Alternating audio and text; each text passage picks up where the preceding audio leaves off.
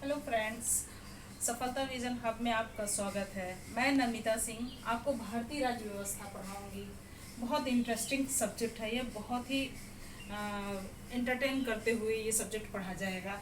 और सबसे पहले तो भारतीय राज्य व्यवस्था आया कहाँ से, कैसे है। किसी भी देश के लिए जो है एक व्यवस्था की ज़रूरत होती है।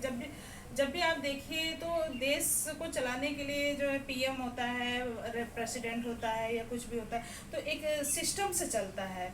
राज्य कानूनों का संग्रह जो होता है वो जो है व्यवस्था, राज्य की व्यवस्था को संयमित रखता है। तो भारतीय राज्य व्यवस्था के पहले हम जो है ये तो जान लें कि भारतीय राज्य व्यवस्था हमारे लिए कितना उपयोगी है, किस एग्ज़ाम में आता है, कितना आता है। ये सब चीज़ों को हम देखते हुए फिर उसका इंट्रोडक्शन क्लास आज हम ले रहे हैं। उसके बाद हम आपको भारतीय राज्य व्यवस्था के बारे में पूर्ण जानकारी देंगे। सबसे पहले हम देखते हैं कि ये कहाँ कहाँ किस एग्ज़ाम में कितना इम्पोर्टेंस रखता है। आइए देखते हैं। भारतीय राज्य व्यवस्था जो यूपीएससी है, यूपीएससी मतलब आईएएस। आईएएस एक ऐसा एग्ज़ाम है, हर व्यक्ति के कोने में कहीं ना कहीं छुपा जरूर होता है। और हर स्टूडेंट चाहता है कि मैं आईएएस बनूं। उसके लिए कहीं दिल्ली जाता है, कहीं इलाहाबाद, मतलब जहाँ उसको संसाधन मिल सकते हैं वहाँ जाके वो पूरा जी जान से तैयारी करता है कि जिससे कि मैं सफल हो पाऊँ। तो ये यूपीएससी एक ऐसा एग्ज़ाम है और बहुत क्लिष्ट भी है, बहुत टफ भी है। ये सभी जानते हैं, अच्छे से जानते हैं। लेकिन हमें लोग में से कोई ना कोई सेलेक्ट होता है।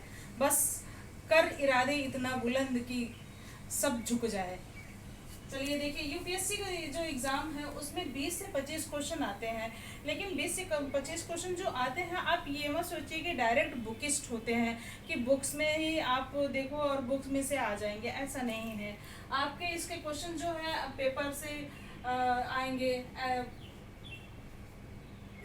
बुक प्लस पेपर, पेपर का जो संपादकीय वाला पार्ट है आपको अच्छे से पता होना चाहिए। द हिंदू इसके लिए बेस्ट माना जाता है। हिंदी मीडियम वालों के लिए थोड़ी सी प्रॉब्लम होती है, तो वो जो है टाइम्स ऑफ इंडिया, कॉन्स्टिट्यूशन के लिए टाइम्स ऑफ इंडिया को बेटर माना जाता है। आप वो देख सकते हैं, हिंदुस्तान देख सकते हैं, राष्ट्रीय संस्करण का दैनिक जागरण देख सकते हैं। ये सबसे आपका ये पार्ट काफ़ी मजबूत होने वाला है, यूपीएससी के लिए हो या यूपी के लिए भी हो। क्योंकि संवैधानिक चीज़ें जो है, छोटी छोटी बातें उसमें बहुत अच्छे से देते हैं। यूपी पीसीएस हो या ऑल स्टेट के एग्जाम हो, इसमें जो है 15 से 20 क्वेश्चन आते ही, 20-25 ऐसे क्वेश्चन आते हैं। इवन कभी कभी तो 30 तक भी आ जाते हैं। आप प्रीवियस पेपर उठा के देखिए तो उसमें काफ़ी क्वेश्चन जो है कभी ज़्यादा आ जाता है, कभी कम आ जाता है। तो एक बैलेंसिंग बना के चलते हैं तो हम 20 से 25 के बीच में, 15 से 25 के बीच में मानते हैं। आरओ का एग्ज़ाम जो है उत्तर प्रदेश लोक सेवा आयोग लेता है। बहुत ही अच्छा एग्ज़ाम है। प्री मेंस होता है, इंटरव्यू होता नहीं है। आप उसमें भी जो है इसको देखेंगे तो 15 से 20 क्वेश्चन आपको मिल जाएंगे। यूडीएलडीए है, बीओ, जो जो कैंडिडेट बीएड करके बैठे हुए हैं, एलटी बीएड ये सब, तो उनके लिए ये एग्ज़ाम बहुत ही गोल्डन चांस है। अगस्त में अभी एग्ज़ाम होने को है, 16 अगस्त डेट अभी क्लियर किया है कमीशन ने। आप ये एग्ज़ाम को देखिए, फोकस करिए और ये ज़रूर 20 से 25 क्वेश्चन इसमें आने हैं। बाकी ये सब भी काफ़ी इम्पोर्टेंट है और ये सब में भी आते हैं। लेकिन इसमें ये खासियत है कि ये सब में वन डे टाइप के एग्ज़ाम, वन लाइनर आते हैं, फैक्चुअल आते हैं। कि आपने पूछा कि स्वतंत्रता का अधिकार किस में है, या जीने का अधिकार किस में है, उपाधियों का अंत किस में है, अस्पृश्य का अंत किस में है, तो ये आर्टिकल द्वारा पूछ लेगा। या राष्ट्रपति की नियुक्ति किस में होती है, महाभियोग किस में लगाया जाता है, ये सब जो है डायरेक्ट क्वेश्चन पूछता है, डायरेक्ट फोकस होता है उसमें। अब हम चलते हैं इनकी कुछ बुक्स के बारे में चर्चा कर लेते हैं, जो कि हमारा एक बेस बनता है। आपको देखिए, कोचिंग से ये आप मत सोचिएगा कि कोचिंग से आपको पूरा हब मिल जाएगा कि बस आप उतना पढ़ लो हो जाएगा। नहीं, आपको भी मेरे साथ लगना पड़ेगा। जितना हम कर रहे हैं उतना आप करिए तो पक्का है कि आपका सिलेक्शन श्योर है होना है। तब हम आपको बुक्स के बारे में बताते हैं। देखिए, लक्ष्मीकांत की बुक है, डीडी बसु की बुक है, ब्रज किशोर की है, बेयर एक्ट है, और क्वेश्चन बैंक घटना चक्र की है। घटना चक्र से स्पेशली यूपी के लिए काफ़ी अच्छा जो है परफॉर्म कर रहा है और बहुत अच्छे क्वेश्चंस आते हैं उससे। सारे क्वेश्चंस लगभग सारे क्या काफ़ी फंसते हैं, काफ़ी आते हैं। एक तो उसमें जो कमेंट बॉक्स दिया रहता है उसमें जो डिटेल्स दिए रहते हैं उससे पूरी पॉलिटी या ऑल सब्जेक्ट कवर हो जाता है लगभग। तो आप लक्ष्मीकांत जो है अगर यूपीएससी लेवल की तैयारी करना चाह रहे हैं और क्योंकि बहुत इजी वे में दिया है। देखिए ये जो बेयर एक्ट है, बेयर एक्ट जो है लॉ पब्लिकेशन का लेना सबके लिए कंपलसरी है, अनिवार्य है। और मुझे लगता है जो भी प्रिपरेशन करने के लिए इस फील्ड में आया है उसके पास बेयर एक्ट होना बहुत ज़रूरी है लॉ पब्लिकेशन का। आप एक बार ज़रूर देखिएगा, देखिए नहीं मैं अगर मेरा आप विचार मानेंगे या मेरे से पूछेंगे तो मैं कहूँगी कि इसको ज़रूर लीजिए, क्योंकि ये आपका बेस है और इसी बेस पे कोई भी बुक्स हो, सारे बुक्स इसी बेस पे लिखे गए हैं। आपका लक्ष्मीकांत है, बेयर एक्ट का एकदम सीधा सरल अपने शब्दों में दिया है जिससे कि स्टूडेंट को इजीली समझ में आ जाता है। डीडी बसु ये तो सबसे बेस्ट बुक मानी जाती है, लेकिन इसकी भाषा काफ़ी क्लिष्ट है क्योंकि ये इंग्लिश का हिंदी में ट्रांसलेट है।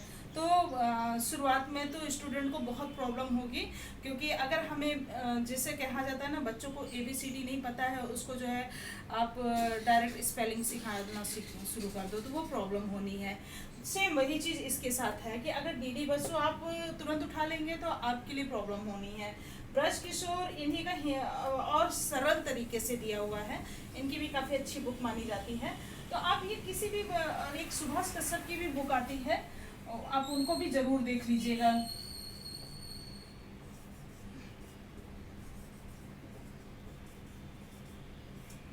अभी सुभाष कश्यप के बारे में आपको शायद याद है कि नहीं, NRC CAA का जब आंदोलन वगैरह हुआ था तो ये खूब बढ़ चढ़ के हिस्सा लिए थे और काफ़ी चर्चा में थे सुभाष कश्यप जी।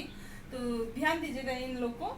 और इनमें से मैं ये नहीं कहूँगी कि आप यही बुक लीजिए, हाँ बेयर एक्ट के लिए मैं ज़रूर कहूँगी और क्वेश्चन बैंक, ये दो चीज़ के लिए मैं ज़रूर कहूँगी कि आप ये दोनों ज़रूर लीजिए, क्योंकि इससे आपका बेस मजबूत होगा और क्वेश्चन आने हैं।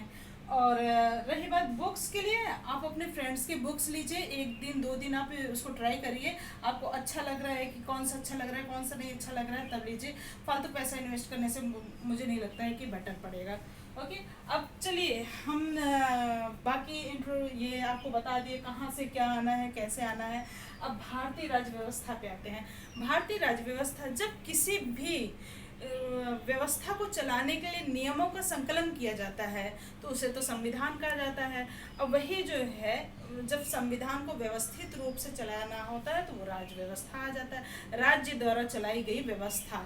आप सपोज करिए जब घर में रहते हैं तो एक घर के रूल्स बनाए जाते हैं बड़ों के द्वारा, माता पिता या दादा दादी उनके द्वारा एक रूल्स बनाया जाता है, घर के नियम होते हैं। आपको इसको ऐसे करना है, सुबह उठना है, आपको स्लीपर पहन के वहाँ नहीं जाना, ये करना है। तो जो नियम कानून बनाया जाता है उसी के अकॉर्डिंग हमारे घर का संचालन होता है। सेम वही चीज़ जो है भारतीय राज्य मतलब किसी भी स्टेट के लिए, भारतीय को छोड़ दीजिए, अभी किसी भी राज्य के लिए वही व्यवस्था बनती है। सबके अपने अपने तरीके होते हैं बस। तो ये राज्य व्यवस्था शब्द आया कहाँ से ये हमें देखना है, क्यों आया, कहाँ से आया, कैसे आया। तो इसके लिए हमें थोड़ा सा पीछे जाना पड़ेगा और कम से कम ईसा पूर्व पहले जाना है। वहाँ पे हम देखेंगे कि ये राजनीतिक विज्ञान भारतीय व्यवस्था के पहले जो है इसका नाम था राजनीतिक दर्शन। राजनीतिक दर्शन के पहले जो है दर्शन, कोई भी चीज़ है, आपका कोई भी विषय है, अगर वो उसकी उत्पत्ति दर्शन से ही होती है। दर्शन का मतलब होता है कि कोई सोच है, आप उसको डेवलप करते हैं, लोगों की सहमति मिल गई कि हाँ नहीं ये सही कह रहा है, तो फिर वो धीरे धीरे नियमों का संकलन बनने लगता है। जब वो नियमों का संकलन बन जाता है तो वो दर्शन हो जाता है, फिलॉसफी हो जाता है, या रीति बन जाती है, रिवाज बन जाता है, नियम बन जाता है।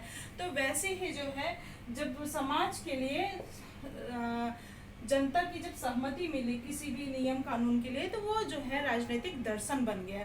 और राजनीतिक दर्शन ही धीरे धीरे अपना रूप बदलता हुआ आया, क्योंकि राजनीतिक विज्ञान बना।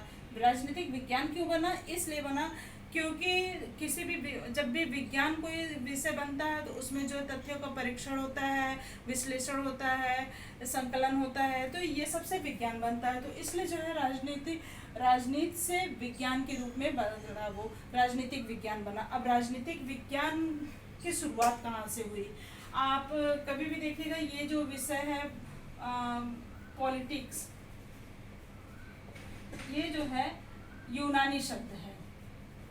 यूनानी मतलब ग्रीक, ठीक है, यूनानी शब्द है। और यूनानी कौन थे? ये सुकरात थे। आप जब भी देखेंगे पश्चिमी देशों की तरफ जब जाएंगे तो पश्चिमी देशों के लोगों के अंदर दार्शनिक व्यवस्था काफ़ी थी। तो सुकरात जो है यूनान के थे, सारे बुद्धिजीवी वर्ग जो पश्चिमी देशों की तरफ के थे। तो सुकरात यूनानी थे, वहाँ से ही शुरुआत होता है। सुकरात ने कोई ग्रंथ नहीं लिखा था, लेकिन शुरुआत इन्होंने ही किया था। जब ग्रंथ नहीं लिखे थे इसलिए इनका नाम नहीं आता है ज़्यादा। इन्हीं के शिष्य थे प्लेटो। प्लेटो जो है रिपब्लिक बुक लिखे थे, याद रखिएगा, ये बहुत इंपॉर्टेंट है। रिपब्लिक बुक उन्होंने लिखा था, और द एकेडमी जो थी उनकी संस्था थी। इस चीज़ को आप स्पेशली याद रखिएगा, क्योंकि बहुत लोग जो है इसको बुक मानते हैं। बुक नहीं है, ये संस्था है, यहाँ पे बच्चे पढ़ते थे। और इन्हीं की संस्था में पढ़ते थे अरस्तु, इनके शिष्य थे। अरस्तु ने जो है पॉलिटिक्स नामक किताब लिखी, और ये अरस्तु जो है इनको सुकरात और प्लेटो दोनों के थॉट को देखा, सोचा, समझा, और उसको फिर अपनी किताब में उन्होंने उतारी। और इसी से द पॉलिटिक्स जो है किताब जो है अरस्तु की है, और इसी कारण इनको फादर ऑफ पॉलिटिक्स कहा जाता है। इनके शिष्य थे सिकंदर, अलेक्जेंडर तृतीय, जो सिकंदर महान के नाम से पूरे विश्व में विख्यात है। अब ये आपको इतना मैंने बता दिया है। अब कल मैं आपको इसके बारे में, भारतीय राजनीतिक व्यवस्था के बारे में बताऊंगी, राजनीतिक व्यवस्था के बारे में। अब ये इंट्रोडक्शन क्लास था, और लाइक शेयर ज़रूर करिएगा, अच्छा लगेगा कमेंट ज़रूर करिएगा, और फिर मैं आगे नेक्स्ट क्लास में और बताऊंगी। थैंक